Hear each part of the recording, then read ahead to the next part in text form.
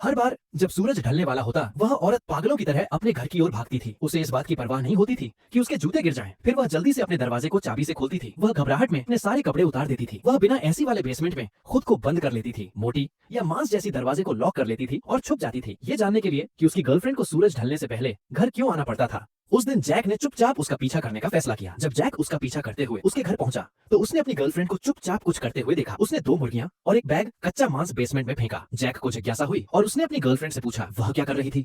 लेकिन जैसे ही उसने उसे देखा, वह घबरा गई। उसने उसे कहा कि अगर वह जिंदा रहना चाहता है तो तुरंत यहाँ से चला जाए, वरना जब सूरज ढल जाएगा तो वह यहाँ से नहीं निकल पाएगा। जैक कुछ समझ पाता उससे पहले उसने बेसमेंट का दरवाजा बंद कर दिया और फिर घर के दरवाजे और खिड़कियां भी बंद हो गईं। जैक ने पलटकर भागने की कोशिश की, लेकिन बहुत देर हो चुकी थी क्योंकि घर के दरवाजे और खिड़कियां बंद हो चुकी थीं। अचानक बेसमेंट से एक चीख सुनाई दी। जिज्ञासा में जैक बेसमेंट के दरवाजे की तरफ झांकने लगा। जो उसने अंदर देखा, उसे देखकर वह हैरान रह गया। सौभाग्य से उसकी गर्लफ्रेंड का घर बहुत साउंड प्रूफ था। बाहर से गुजरने वाले लोगों को अंदाजा भी नहीं था कि अंदर क्या हो रहा है। इसलिए जैक ने अपनी गर्लफ्रेंड की मुर्गियों के साथ घर में एक लंबी रात बिताई।